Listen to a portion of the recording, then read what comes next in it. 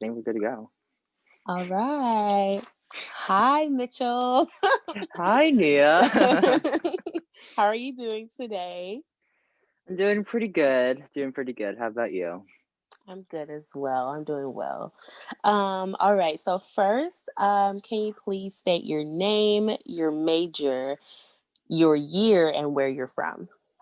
Awesome. My name is Mitchell Takeda, and I am majoring in musical theater. I'm earning a BFA. I am a freshman, and I am from Sacramento, California. Awesome. Thank you. And so we're just going to get started. I have a couple questions or a few questions for you about the class in general. Do you like the class we're taking, Honors 199? And how did you end up in the class? Let's see. Yes. Well, first, I really enjoy this class so much. I feel like I have learned so much about being anti-racist and just learning about racism in general. I just feel like, which I will get to later, but I just feel like I haven't learned a lot about racism. I've heard the term and I know what to look out for, but I feel like with this class, it has definitely showed me more. It has definitely opened up like my vision of like seeing how people interact with each other on a daily basis, and I think it's what I needed, and I think it's what everybody else needs. um how I ended up in this class, good question. uh my counselor actually was not available for me when I was choosing my courses, and the one that was helping me was Professor Bartlett. and Yeah, same. I know. I feel like he was the one that like recruited everybody in the class. Yeah, he Um, made it sound interesting. it really was. Yeah. The way he pitched the course, how it is supposed to teach people about anti-racism and not just about anti-racism, how to treat people, like how to learn how to treat other people like respectfully and equally, which is what we all want, but for some reason, like we can't seem to like get to like at this point, like we don't know Right. how to get there. And I feel like he the way he pitched the classes was to show us like the history of how things have become this way. And the class also allows us to think how we can fix those past policies, those past ideas, those past systems that were in place, so that we can get to a more equal society, which is like what we're all striving for. Yeah. um, And besides the class fitting my schedule, I just thought it was important for me because I'm going to be I want to become a performer, and I realized that um, the field of work that I'm getting into is heavily based on how people look. Um, Yeah. it's like it's not like what we want, but it's just like that thing that that's in everybody's mind, that like everyone has to focus on like what you look like. You might be the perfect, like you might have the perfect vocals, the perfect stature, but like you just won't look the part. So I feel like with this Right. class I am learning more about why people think this way, and like or like um why it's so important for other people to judge others by the way they look. And like for me to know this, I could go into my field knowing like this will happen.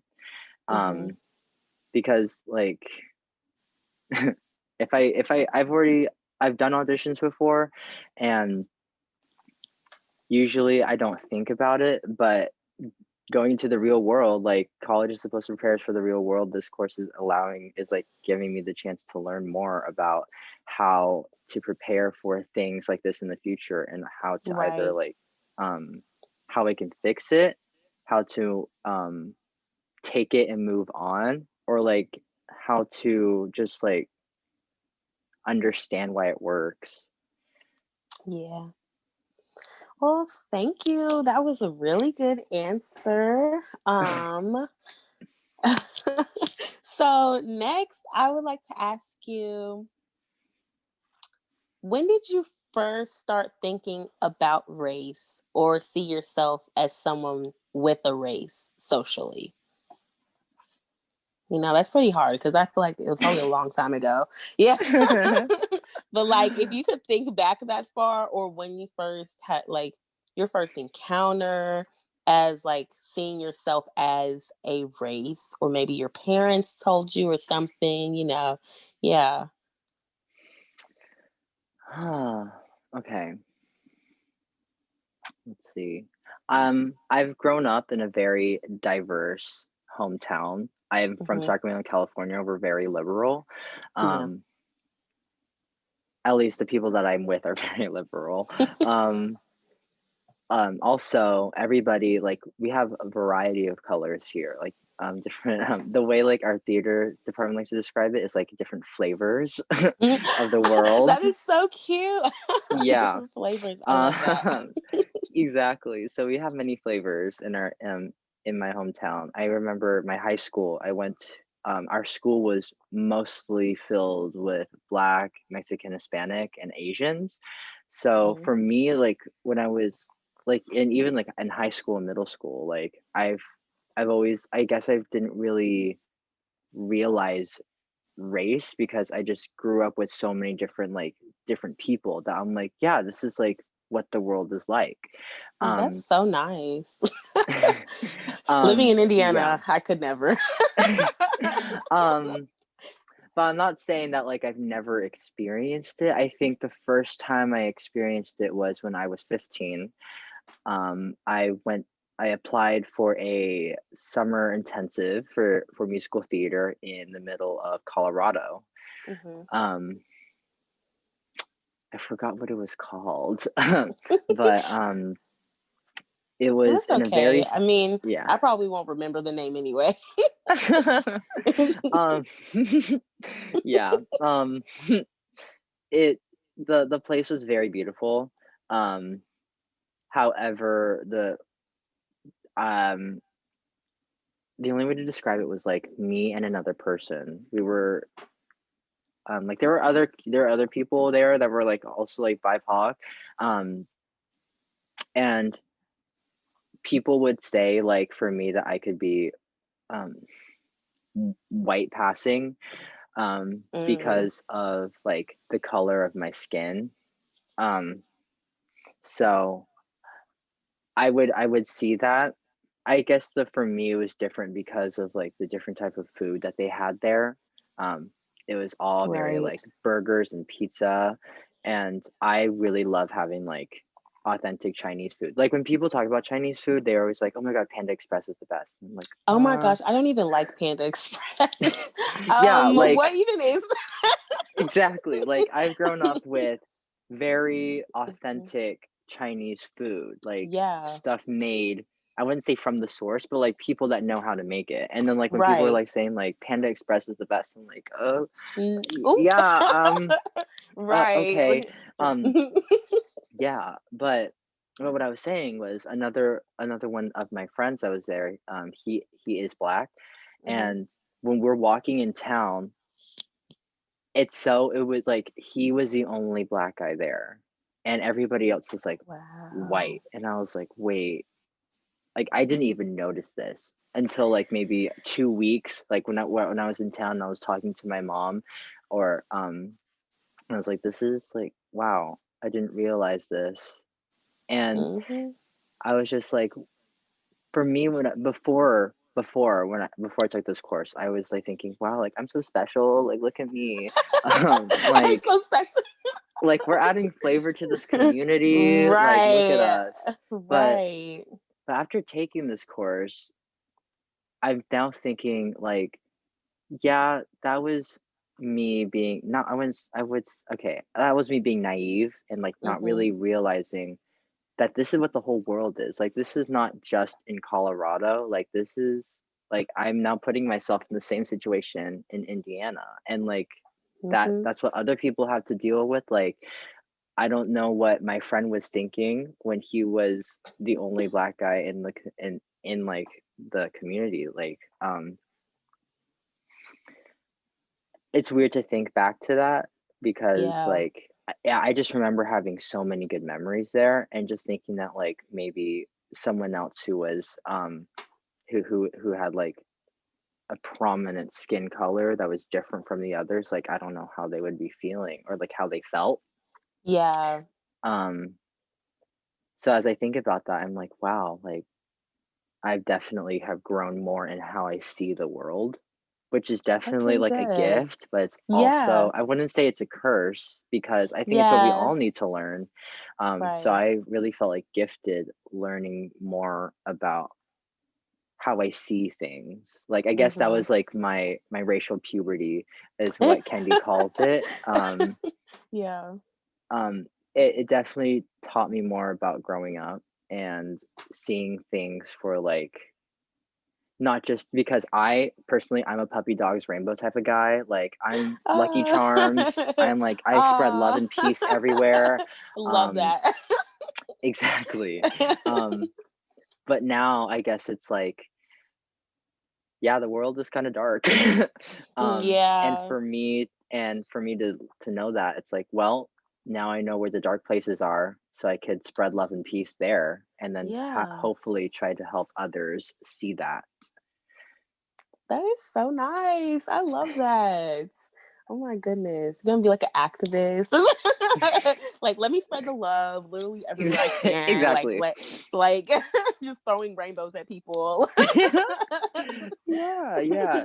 Do whatever it takes, you know? Right, right. Also, I just wanted to make sure, where's our time limit at? Are That's a we good doing question. good on time? I I think so. I'm not even paying attention. Okay, okay, because let me check. We I think are we're at good. I think we're we're good. I think we good. started at, like, 10 of 5. It's been good 15 minutes. That's good. Okay, okay, we're doing good. So let's see. I'm gonna ask you another question on background. Cool. So let's see.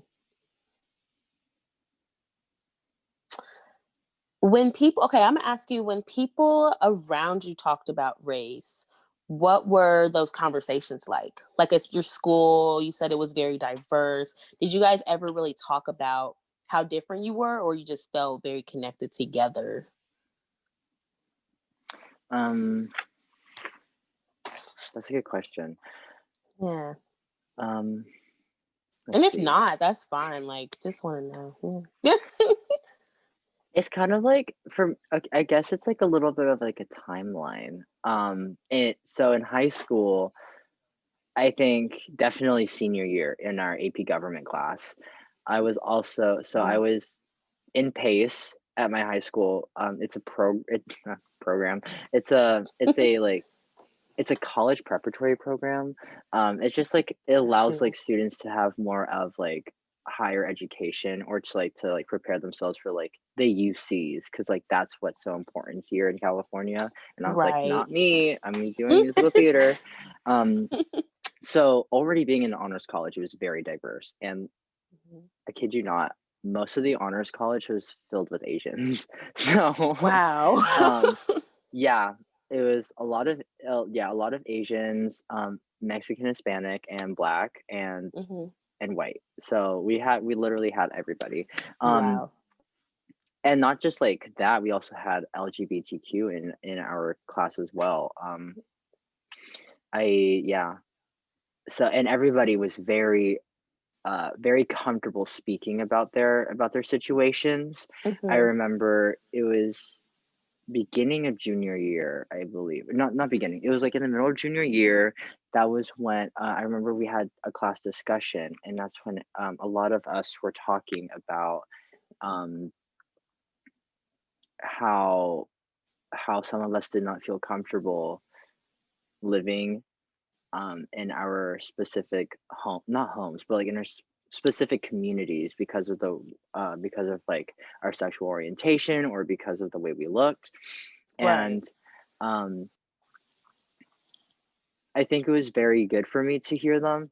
Luckily for me, I live in um, a very like family oriented home, and like Hmm. my neighbors around me, like we all treat each other like we're family, and That's nice.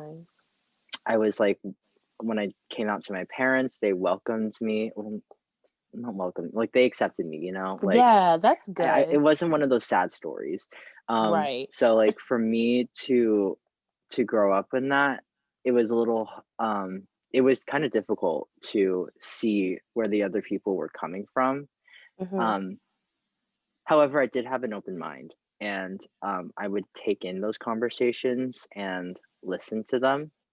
Mhm. And then I think it really hit during senior year. Um, that was when I could see a little division in my community. Mm. Um, it was when we were in the pandemic. Well, it was a little bit before the pandemic when we were talking. No, it was no, yeah, it was during the pandemic. Black Lives Matter was like increasing Oh, in like the in the news. summer? Yeah. Yeah, and I think that was when I started to see like how my family reacted to those events, and also how my friends reacted to that event. Um, Yeah. with my family and my friends, the thing that I see most, like this thing that I see most in common are with my Asian friends and my family. Mhm. Um, I find that my mostly or like this is what my parents have told me that like Asians are more conservative when it comes to um social um social issues or just like social political or politics in Mhm. general. So when I would Got talk to you. them about it, um there was so for example, there was like a really big riot that was happening in our Oh, downtown wow. Sacramento. Like Bevmo was yeah, Bevmo was looted. Wow. And like Yeah, everybody just was going crazy. Everybody was going exactly. crazy. It was rampage. Like they had to bring in the military. Um Wow. and they like would shut down the streets like at like we had curfew, and if anybody Yeah, was out. But we did too. yeah.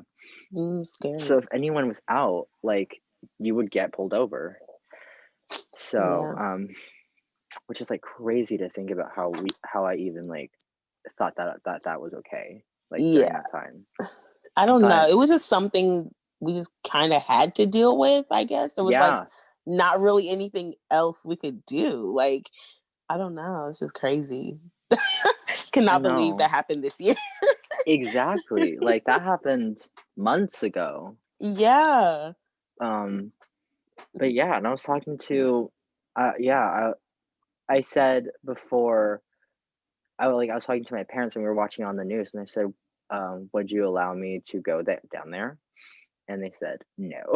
Yeah, Which I like never got to go to a protest. My parents was like, "Nope, you're staying home." yeah, I told and like I know like what they mean by it because like it's just the way so my parents okay, first of all, my parents are not racist. My dad was a cop, Mhm. which is also really tough for me. Which like I don't want to say that, but at the same time, it's like hearing all of my friends saying like a cab or like all cops are Yeah. bastards. Like Right. it would That's and tough. it Yeah. yeah, which it shouldn't like it sounds so like not it like sounds so conceited to say like it's tough for Mhm. me even though like Mhm. I know that there's so many bad things that are happening to other Mhm. people that like just me hearing that like that shouldn't be a problem. But um like it is, like I feel like a lot of people when they see something like this happen with the police, they just automatically think every police officer is a bad person, which is not true. So I think a lot of yeah, I think that's what happens a lot when something like this big and something like that happens. Everyone's like, I don't like the cops, and everyone that's a cop, I hate them and stuff. But that shouldn't be the first like response, you know? But yeah. mhm.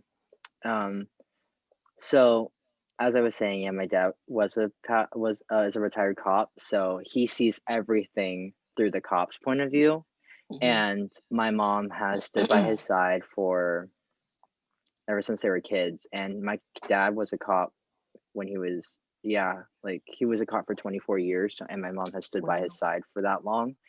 Um, so when I would ask like, "Can I go protest?" They're like saying no because they Mm. don't want me because they do care about the Black Lives Matter movement. They just don't want me to be a part of it because they know they know what the cops will do to people that are out there. Mhm. Um, which as I'm thinking about it now, like that should say something. Like Yeah, right. Like if like you know the cops about to okay, but like that kind of says something about it really how does. how the cops treat people. But It really that's a whole does. nother That conversation. that's a that is a whole nother hour. That's a whole Like nother tangent. yeah. Yeah. That is Um crazy. so when it came to protests, like what my parents would say was like, "Oh, I care about the Black Lives Matter movement, but I just think that protesting shouldn't be allowed or like is Mm. stupid and dumb." Um and then I hear like from Instagram posts like, "You think this is dumb? How do you think gays got their rights?" And I'm like, now I feel like I'm obligated to go. Yeah. But the things that helped me um see race or see how I could deal with this, well, not deal with this, how I could like live with this is Mhm. the other Instagram posts where they would say like you don't have to be active or not like you don't have to like actively show, but the way you can support is by reaching out to friends, Right. signing petitions, donating, Right. just being Mhm. informed. Mhm. And that's what I did. I texted my friends and I was like, "Hey, let's have a conversation. How are you doing? How do you feel?" Mhm. And I would talk to them about my situation, how their situation is going. Um, I would, if I knew that there was a protest happening, I would text them because, or like if I knew that they were going to a protest, I would text them saying, "Hey, be safe. You have my number. If anything goes wrong, call me." Um, Right. I did sign some petitions. I know that one that I was heavily into was the Breonna Taylor case, which Yeah. me and my mom, or me and my parents have like, we did have some arguments. They just like, I wouldn't say About argue, it. like maybe debates, um, because Mhm. I still don't see it.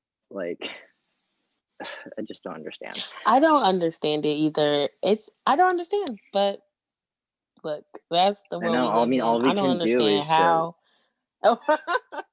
yeah. I mean, all we can do is just stay informed and just hope that the Mhm. people that are informing us like have good intentions, like they're giving us everything, um Yeah. just funny. I haven't even got to the rest. My so that was with my family. No, it's fine. You're fine. Um Mhm. with my friends, with my Asian friends, it was like the same thing. It was like yeah, we support the movement, but at the same time I think the protests are a little out of hand. And I'd be like, yeah, like I see Mhm. that, like I feel that. And then I go to Mhm. my friend, my colored friends, like my black friends, and they're saying that like, yeah, it's just been too much, and I can't keep like I can't keep educating people, and just to like see the two Yeah, different because it's definitely sides. draining. Yeah, I totally get that. Um, Mhm. just to see the two Mhm. different sides, and then to come from my background, it was like my brain was being pulled in so many directions, Um, Yeah. Yeah. but I feel like now I know like what to not I now know how to like maneuver through a conversation, like what I've learned is like how to be open-minded.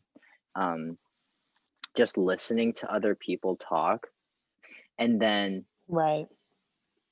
like adding on to what they're saying, also adding maybe like a little tidbit of what I know to try and like maybe be like, yeah, you're right, but also there's this point of view.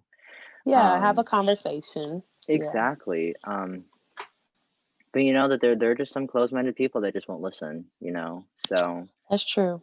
you just gotta roll with the punches. Go with the flow. Exactly. Exactly. All right, let's move on to the next part. We're almost halfway there. Um, You're doing let great. me ask you. Thank you. Let me ask you. Mhm. How would you describe race relations slash race issues at Ball State? good one. There have been some. Yeah. Um, I think one thing is that the campus seems a lot more like, how do I say this? I feel like everybody like on campus is like they're not very like prominent about their political views. Mm, And for me, I feel like that has kind of like, I wouldn't say it's a downside, but it's definitely mhm. been like I'm like, wait, like so it's are there people that are like liberal and like are there people that are like Yeah, conservative and conservative? stuff. And for me, like not really being aware of it, it's like when the Trump caravans were happening, I was like, wait, like Mhm. this is weird. Like this has like I feel like that was I think the first time when I saw a Trump truck driving by late at night. Like I think that was the first time I felt like I couldn't do anything. Mhm. And I was like, it was crazy. And I think with the race issues on campus, I think they need to be talked about more. Um, Oh, definitely. Yeah. I I don't for me, I don't realize how much I look different than other people, if that makes any sense. I think I get what you're saying. Yeah, Yeah. like if I'm standing next to like if I were to stand next to like a white person and then a black person, I'm pretty sure someone would like look at us and they would be like, "Oh yeah, like we're both white and then that one's black." Like for like I wouldn't I guess that is privilege. But also and for me it's like I don't want to like I don't feel comfortable with that. Um Mhm. I know so for example, I was trying to look for monologues to do for my acting class and I was trying to find Asian queer roles that I could play or just like or Asian in general. And then my mom Yeah. was asking like, why don't you just play a white person? I'm like, because I don't feel comfortable doing that, you know? Right. Because I'm not Um, white. yeah. Um, Yeah. and I just feel like I guess like now as I'm growing up and and like I'm in this environment where like I'm learning more about race and like to not be ashamed of it. I think that was like one of the themes that in our class was like to learn how to love ourselves for the way we are. Mhm. Um, and yeah, as I said, like as I'm growing up in this environment, I'm learning more like that. I'm learning that I want to like I don't want to be like, yes, I'm Asian. But Right. I do want to play roles that were made for me because Mhm. I just feel that it's more like I wouldn't say it's more fulfilling, but it Mhm. makes me feel like I am doing something like that I'm doing something for for like my community. Um, Yeah. That being totally able to makes play sense. like an Asian role, Mhm. it's like I just feel like it has like some sort of like connection to me. Yeah. Um, And then it would definitely be easier to play the part if you feel more connected to it rather than playing someone of a different race. I know, yeah. Yeah. Yeah. Well, yeah, that makes sense. Cause I feel like they definitely can do better with like some of the race issues on Mm. campus and stuff like Um, that. last night there was the honors town hall talk back about Hmm. the racial incidents that were happening on campus. So I was Yeah. able to attend that. Um, Yeah. I I had thought to work. I was sad. it was very it was very good. It, I was very grateful that there were faculty there that wanted to hear us and Hmm. even spoke about it. Like they even spoke their minds.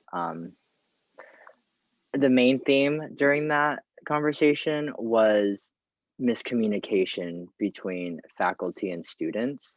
Um, I totally get like as students, like we when something happens on campus, we I think I think I could say that we all collectively believe that the faculty knows about this.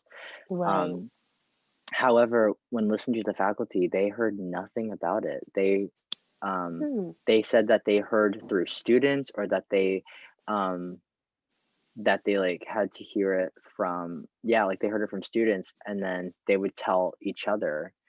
Um, and they said that they didn't get an email from the Ball State Police, which Oh, that also says something. that's troubling. Yeah. And the our dean, who sent out the email on November 9th, Hmm. he did ask for forgiveness. He did not know, he did not know that the words that he was writing in the email could be damaging for some of us that have experienced far worse from the Trump Right. caravans. Hmm. Um, and I think what he one of the plans that he has to help us, or to create a more open conversation between faculty and students, is to go on walks. So he's offering to go on a walk with him, and just to talk and have a conversation. And I think that's what we all need to do. Right. I think um as students, we should have more open conversations with our faculty. Um and we shouldn't be afraid to be judged by our Right. faculty as well. Um, like just like what they were talking about, open conversation can definitely help us. Yeah. Um, I don't know what else I have to say about that. Honestly, Ball State could do better. And that's the end of the story. But I Yeah. think they are taking some steps to, they need to do, which is good. So, but all right. Next question. Let me check the time again. Okay, we're doing good still. Let's see. This is about the class and the future. So, let's see. What do you think it means to be an anti-racist? I know we read some of that stuff in our readings in our book and everything, but like, what Yes. do you think it means? Yes. I love this question. um, for let's see. For me, to be anti-racist is to see everybody for their differences, and um, to accept them for who they truly are. It's to be respectful of other people. It's to learn how to talk to others in a way that doesn't put them down. It's a way Right. to talk to others to like raise them up, and it's to also see people equally. Um, I Yep. know like what I'm saying sounds totally like rainbows and puppy dogs, but But that's you. That's what your view of being an anti-racist is. So, yeah, um, yeah. that's what I hope we can gain in our future, Hmm. to just learn how to see someone with see someone wearing a hijab, and just being like, and instead of being like, oh, that's a nice fashion statement, like, no, it's their Right. culture, it's their life. Or staring Like, at them. People will do that too. yes, Like or just staring at openly them, stare. yeah. Or for a black person to be walking in a supermarket, and then to just be watched by someone. Like, Yep. I like just to live in a society where people can be with each other and celebrate each other's differences. Um, Right. I That's what anti-racist means to me. That's It's also good. learning how to Yeah. have open mind and to have conversations with people from different backgrounds, and Hmm. to accept others for their backgrounds. Um, Yeah. yeah, That's a good just yeah, answer. just But yeah, yeah, I just feel living like in a yeah, just living in a like community of living in the flavors, you know. society. Yeah, convenient Yeah. flavors. I love that. Mhm. But yeah, I feel like the whole society aspect is good too because we can't really just have people that are anti-racist. We need to like definitely change the whole system of our society and what it's built on because that's where it starts, I think. So, but yes, that was a good answer. Did you want to answer another question from Class and Culture, or do you want to go to the last question? Because we have only one more part It's left. totally up to you. Okay, let's see. Um,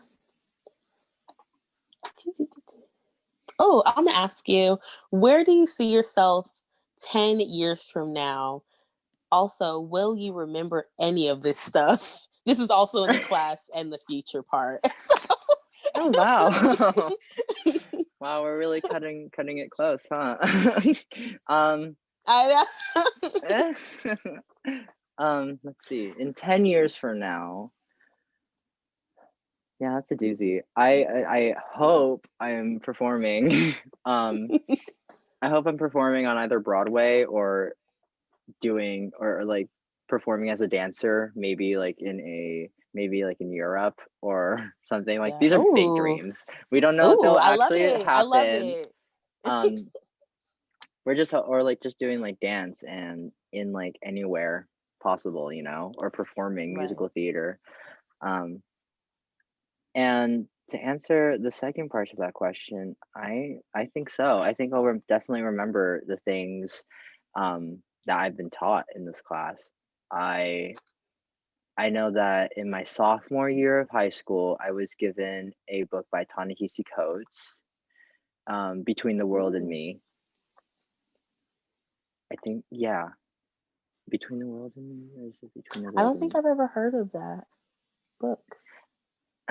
It's I feel so if I butchered it, I feel so bad. Between the World and Me. Yes, that's by Ta-Nehisi Coates. And Okay. as I it was such an interesting book about his journey through his life his journey through life. Um Mm-hmm. and as I signed up for this class, I actually brought that book back. I brought it to me to college Oh. because I thought it would help me in understanding Mm-hmm. more. Um I definitely know that I'm going to add Kendi's How to Be an Anti-Racist to my book my library, um because I Ooh. just feel like what I've learned is like is it's so enlightening.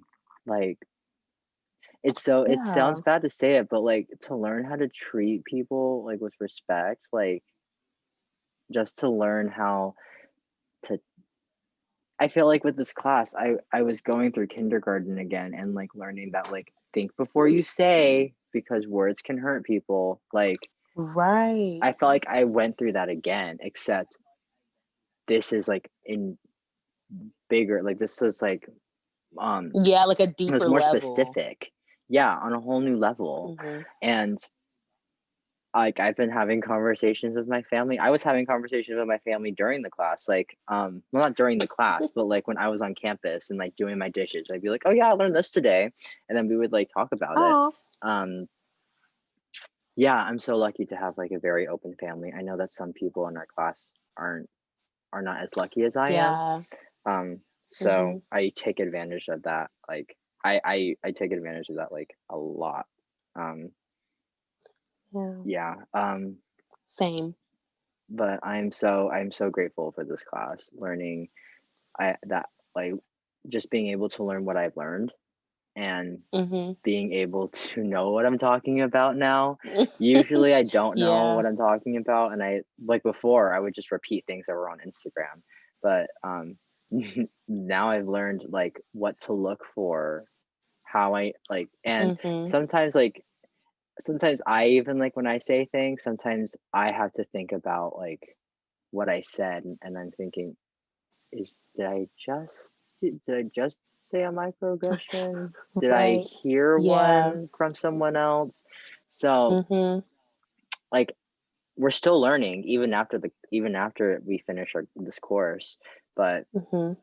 what we have gained are the tools necessary to see it in our community. And for those that Definitely. that already have those tools to see it, they learned how we can fix it. They learned policies. They learned how the the different systems that we can put in place to fix the ones that are already like that are already damaging the BIPOC community, LGBTQ community, any marginalized group that's being discriminated today.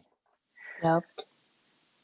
But yeah, I think this class definitely taught me a lot more than my other classes. I will say something that you can definitely take with you. But yeah, we're just gonna wrap it up. So let me see. Do you have any questions for me, the interviewer, or anything that you just want to conclude, wrap everything that you set up? I think all your answers were amazing. They were very on point, but yeah. Um, what can I say? um, well, thank you so much for guiding the whole conversation. It was, um, I feel like I should do this more often, you know? Yeah, just like Like, interview people. yeah, exactly. Just like starting that conversation, like for me, like before doing this project, I was like, oh, this is gonna be, I don't know how this is gonna turn out. Um, Yeah, but after what we learned and after like already communicating um during class, like I definitely have like this was a piece of cake. yeah, Just definitely. talking about what we've learned and like applying that to how like to our own lives, like that was I I didn't Yep, know I didn't know how I could do that before taking this class, but now it's like if I'm able to talk about what we've learned and then apply it to my own life, I think this class has done definitely. something really big. Um, That's why I think this class should definitely be required, like for everyone, since it's pretty simple, not gonna lie. And it's like just really informative. And I feel like everyone going to college should take like an anti racist class or something along those lines, just to be able to see it, like see it in the world better. mhm, Hmm. exactly. Um, yeah, I don't know, I just feel like so grateful that I had this class. Yeah. Yeah. Thank you so much for interviewing Thank me. It was you. so fun. Yeah, we Thank should you. Yeah. we should definitely hang out. Well, not hang out. We should definitely definitely meet Yeah. again. Um, Definitely. because this was really great. Yeah. Yeah. Well, thank you so much, Mitchell. This concludes our interview. Yeah, I don't know. Do you just like stop recording? I got it. Thank Okay. you. No problem. I actually